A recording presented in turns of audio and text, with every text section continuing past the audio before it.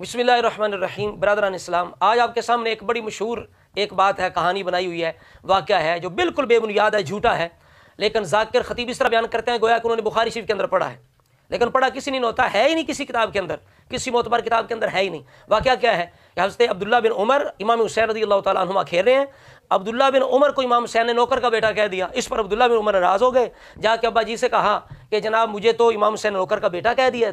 تو سیدنا فاروق اعظم رضی اللہ تعالیٰ نے کہا کہ واقعی کہا ہے، جاؤ جا کے لکھوا کے لاؤ، اور کل جب میں دنیا سے جاؤں تو میرے کفن کے اندر رکھ دینا۔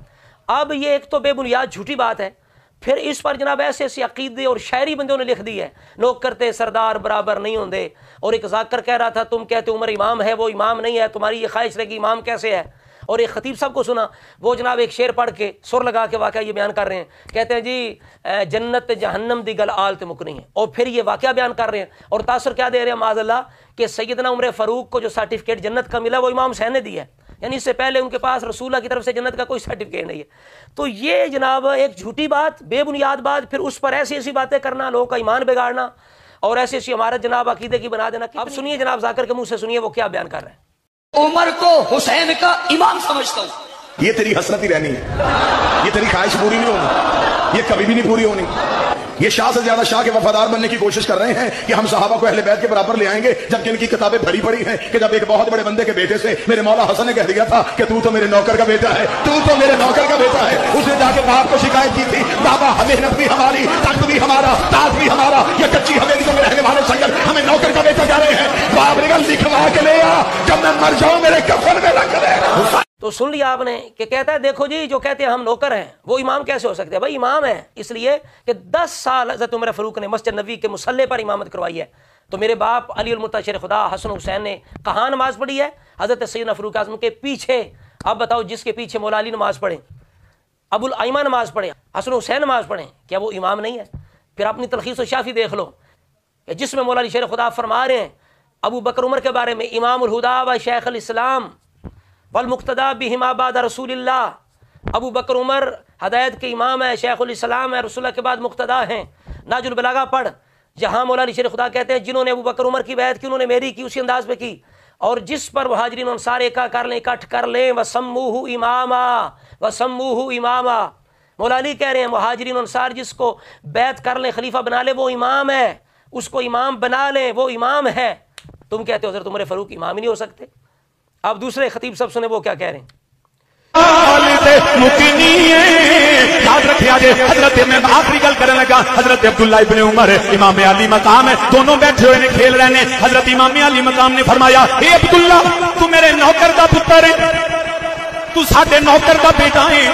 جلال ہی چاہ گئے، میں امیر المومنین دا پتر، عمر ابن خطاب ایڈے بڑے سردار دا بیٹا، میں امیر خلیفۃ المسلمین دا پتر، حسین ابن علی آندے نے تو ساڈے نوکر دا پتر ہے۔ اس جلال گھر چلے گئے، جا کے امیر المومنین نو عرض کردے نے پہ ابو جان اج حسین نے میرے نال بڑی زیادتی کیتی ہے۔ فرمایا کی ہویا ہے؟ حسین ابن علی آکھیا ہے تو ساڈے نوکر دا پتر ہے۔ باپ فرماندے نے غصہ نہ کر، واپس جا اونوں کہہ مینوں لکھ کے دے دے تاکہ قیامت دے دہاڑے عمر ابن خطاب دسے گا کلیال تے مکنی جنت تے جہنم دی گل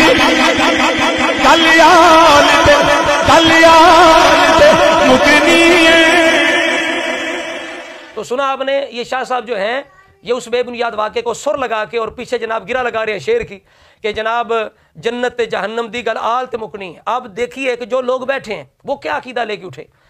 اہل سنت کا عقیدہ تو یہ ہے، من علامات اہل سنہ تفضیل الشیخین و حب الختنین۔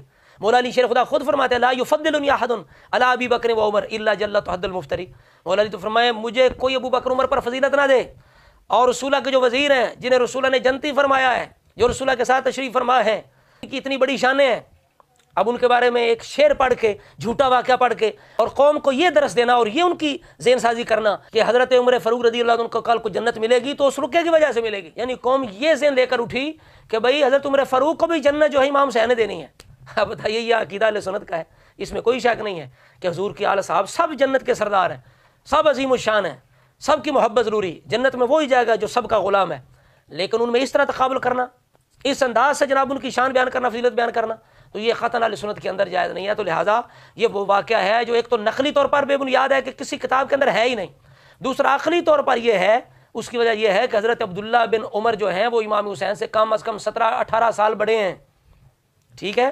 غزوہ بدر جب ہوئی تو وہ تقریباً 13-14 سال کے تھے، رسول اللہ نے کم سن ہونے کی وجہ سے انہیں واپس کر دیا۔ اب جناب 2 ہجری میں غزوہ بدر ہوئی ہے اور امام حسین پیدا ہوئے 4 ہجری میں۔ آپ اندازہ لگائیں جب امام حسین کھیلنے کے لائق ہوں گے اس وقت عبداللہ بن عمر کی عمر مبارک کتنی ہوگی؟ تو کیا 22-23 سال کا نوجوان جو ہے وہ 3-4 سال بچے کے ساتھ کھیلتا ہے؟ اس لیے کہتے ہیں جھوٹے کا حافظہ نہیں ہوتا۔ اور ایک اور بات بڑی عام ہے کہ بھائی بچے وہ باتیں کرتے ہیں جو گھر میں اپنے والدین سے سنتے ہیں، اب بتائیے کہ کیا معاذ اللہ مولا علی شیر خدا کے گھر میں یہ باتیں ہوتی تھی کہ ابو بکر ہمارا نوکر ہے، عمر ہمارا نوکر ہے؟ بھائی جو سسر ہیں رسول اللہ کے، جو باپ اور نانے کی جگہ ہیں کہ یا علی و حاضان سیدہ کہول اہل الجنہ، رسول اللہ مولا علی کو فرمائیں کہ ابو بکر عمر دونوں جنتی بوڑھوں کے سردار ہیں۔ آپ بتائیے کہ مولا علی کے گھر میں یہ باتیں ہوتی تھی یہ ہمارے نوکر ہیں، تو امام حسین ایسی بات کیسے کہہ سکتے ہیں؟ تو لہٰذا یہ بات بالکل باطل ہے، جھوٹ ہے۔ لہٰذا جس مولوی نے بیان کی ہے آپ چاہے اسے فون کر کے پوچھ لیں بھائی حوالہ لاؤ، اگر حوالہ لائے گا منہ مانگا انعام دیں گے۔ لیکن آج کے بعد اگر کوئی مولوی بیان کرے تو فوراً اٹھ کے کھڑے ہو جائیں کہ مولوی صاحب پڑھا ہے، یہ پڑھا ہے، یہ پڑھا ہے، اس وجہ سے کر کے یہ واقعہ بالکل غلط ہے، بے بنیاد ہے۔ آئندہ محتاط رہیں۔ اہل بیت کو، اصحاب کو جھوٹوں کی بالکل قطعاً ضرورت نہیں ہے۔ قرآن و سنت کے اندر ان کے اتنے عظیم الشان فضائل ہیں کہ بے بنیاد باتوں کے وہ محتاج نہیں ہیں۔